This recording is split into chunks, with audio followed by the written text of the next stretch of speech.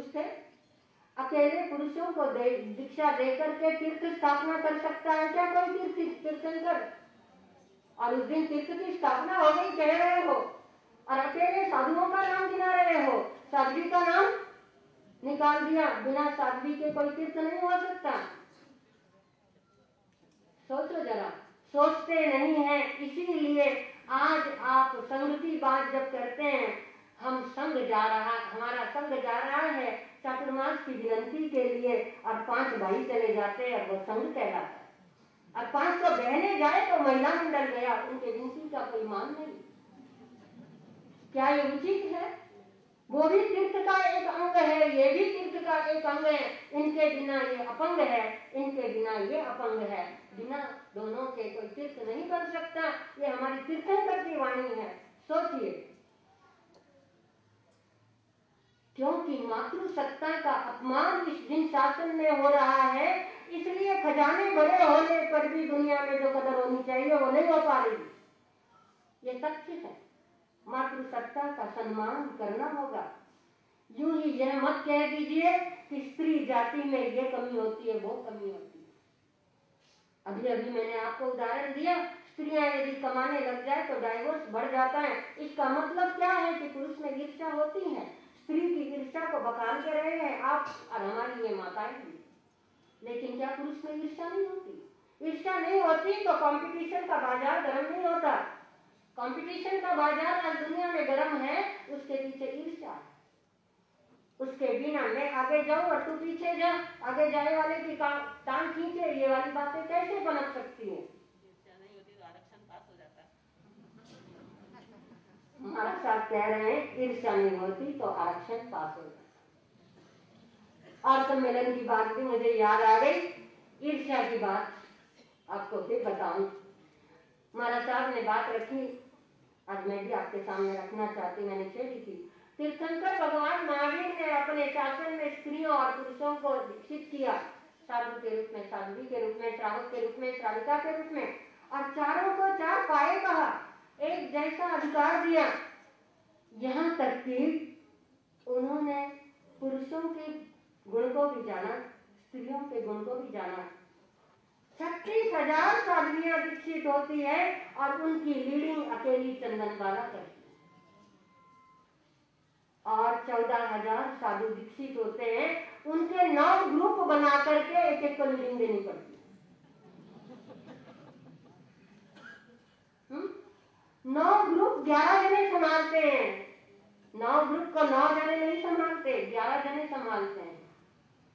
एक एक गणधर को एक एक ग्रुप दिया गया और चंदना को सारा संघ दिया गया, साध्वी संघ, और पूरे साध्वी संघ की वो प्रमुख है, इसलिए उसको अज्ञ चंदना कहा गया। अंतर्गत सूत्र आप पढ़ रहे हैं, अभी आगे भगवान महावीर की साध्वियों का वर्णन आएगा, उसमें स्पष्ट दिया गया है अज्ञ चंदना अज्जा।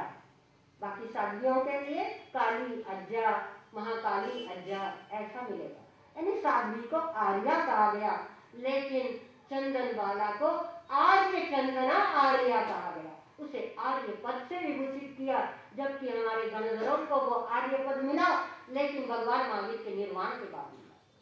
भगवान महावीर के निर्वाण के बाद भगवान के पास पर सुधर्मा स्वामी विराजे, बाकी गणधर मोक्ष में चले गए थे।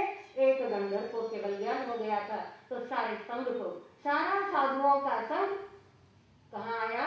सुधर्मा स्वामी के अंडर में आया। अब वो सही अर्थ में संघ के प्रमुख बने, इसलिए उनको आर्य सुधर्मा कहा गया। आप अंतर्गत में स्टार्टिंग में आर्य सुधर्मा, आर्य जम्मू पढ़ते हैं। तो यह आर्य पद साधुओं को बाद में मिला, साध्वी को पहले मिला। ये हमारी जिनवाणी इस प्रकार से स्त्रियों को ऊपर उठाती। पूरे शास्त्रों में हम देखते हैं किसी पुरुष ने भगवान महावीर से इतनी चर्चा नहीं की होगी, ग्रस्त पुरुष ने, जितनी चर्चा जयंती श्राविका ने की। जयंती श्राविका के जो एक से एक प्रश्न है, ऐसे प्रश्न कोई श्रावक नहीं पूछ पाए, और वो दास्तान बन गए। शास्त्र में उनको इंक्लूड करना था। हमारे लिए बड़ी शर्म की बात है कि जिस भगवान ने साध्वी को सबसे पहले आर्य पद दिया, संघ प्रमुख का पद दिया। आज हमारे श्रावक, हमारे साधु ये कहते हैं साध्वियां को हम आचार्य पद दे नहीं सकते क्योंकि स्त्री में वो योग्यता नहीं होती। खुद आचार्य सम्राट आनंद ऋषि जी महाराज साहब के साथ 6 घंटे इस विषय पर हमारी चर्चा हुई। 3 दिन हमने 2-2 घंटे चर्चा की। तो जो रूपवान है उसके आगे भी झुको क्योंकि रूप पुण्य से मिलता है, ठीक है। जो धनवान है उसके आगे झुको क्योंकि धन पुण्य से मिलता है। पर हमारे यहाँ धन के आगे झुकना नहीं कहा, रूप के आगे झुकना नहीं कहा, लिंग की महत्ता नहीं बताई। लिंग की महत्ता को यूं ही उजागर करते हुए अछेरे में डाल दिया कि एक साध्वी, एक स्त्री तीर्थंकर बन गई। ये बड़ा आश्चर्य है, कोई स्त्री तीर्थंकर नहीं बन सकती। और ये नहीं कहा गया कि 24 तीर्थंकरों में सबसे पहले केवल ज्ञान पाया है तो वो मल्लीनाथ भगवान। बाकी सबको बरसों बरस आराधना करनी पड़ी, लेकिन मल्लीनाथ भगवान ने एक पहर आराधना करके केवल ज्ञान पा लिया। इस बात को उतना उजागर हम नहीं कर पाते। ये हमारी कायरता। हम जिन शासन के वीर हैं लेकिन इस प्रकार कायर बने हुए हैं कि मातृसत्ता का सम्मान करना भूल गए, जो सीख हमें हमारे तीर्थंकरों ने दी। ये सीख देनी होगा, इस सीख को अपनाना होगा। मुझे नाज है मेरे गुरुवर्या पर, जब यहाँ पर 87 में चातुर्मास हुआ था, आपके शिवाजी नगर में ही प्रभात रोड पर चातुर्मास हुआ था, यहाँ पर संघ का निर्माण हुआ तो संघ में सबसे पहले स्त्रियों को महाराज साहब ने स्थान दिलाया और वहां का महामंत्री और उपमंत्री स्त्रियों को बनाया गया था। यही बैठी हैं हमारी मदन भाई लोढ़ा और कंचन भाई श्राफ, ये समाज की अग्रगण्य बनी थी। और उसके बाद पूना में ये इतिहास दोहराया गया। संघ ने स्त्रियों को अध्यक्ष पद दिया। अब बारी आई है कि साध्वियों को आचार्य पद दिया जाए। इस बात पर विचार करना। पद का महत्व नहीं है। स्त्री हरदम सहनशील रही है, त्यागी रही है। इतिहास तक को अपने नहीं लिखा है स्त्री ने, अब जाकर अपनी अस्मिता को स्थापित करने के लिए, टिकाए रखने के लिए लेखनी हाथ में ली है, इतिहास लिखने लगी है। लेकिन चंदना से लगाकर पिछले कुछ दशकों तक स्त्रियों ने, जिन शासन की स्त्रियों ने इतिहास में अपना नाम नहीं कुरेगा और उसका लाभ पुरुषों ने लिया। 12वीं शताब्दी से पहले कहीं भी नहीं मिलता कि स्त्री पुरुष के आगे झुके, यानी साधुओं के आगे झुके। हर जगह अपना संघ अलग है साधुओं का और साध्वियों का, और चतुर्विध संघ में चारों का एक जैसा मान है। आज हमें यही बात कहनी है कि यहाँ आप आगे से ध्यान रखें, कभी भी विनंती के लिए जाए तो स्त्रियों के साथ जाएं। बिना श्राविका के आपका संग नहीं हो सकता। दोनों के साथ इकट्ठे होकर के जाएं। और आपके यहाँ कोई भी साधु आए, साध्वी आए तो किसी साध्वी को साधु से कम मत मानिएगा। साध्वी है इसलिए वो कम नहीं है। संयम में बड़ा है वो बड़ा है, ज्ञान में बड़ा है वो बड़ा है। ज्ञान दर्शन चारित्र को महत्व है। शास्त्रों के ये वचन है कि जो त्रिरत्न में बड़ा है वही वंदना करने योग्य है। तो हम उन्हीं का सम्मान करें ताकि हमारा संग दिन दुगुना रात चौगुना आगे बढ़े। ओम शांति।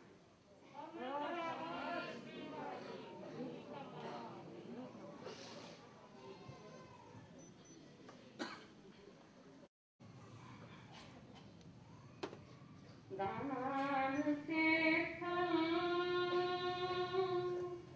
अभय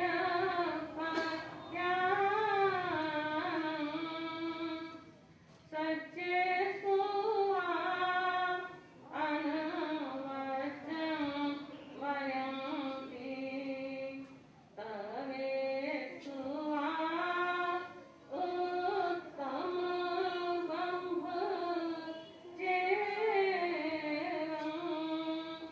लोक में समय नायक थे।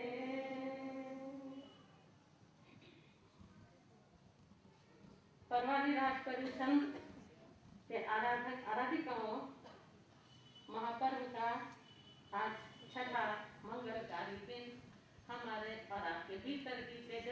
को जगाने वाला हो, गुणों की कद्र करना सिखाने वाला हो, नारी को अपने जैसा सबल मान्यता आपके भीतर दिल में बिठाने वाला हो, और नारियां अपनी अस्मिता को पहचाने, अपने अस्तित्व की पहचान करें, अपनी इच्छा शक्ति मजबूत बनाएं, अपने आप को गुणों से परिपूर्ण बनाने की दिशा में अग्रसर हों। आपने सुना, आपके चिंतन को मां सती अक्षर सिद्धि महाराज ने खूब अच्छी तरह झकझोरा है ना, खूब अच्छी डोज पिलाई है ना। इसका असर कितने दिन रहेगा? हाँ, हमेशा के लिए। धन्यवाद। हर्ष हर्ष।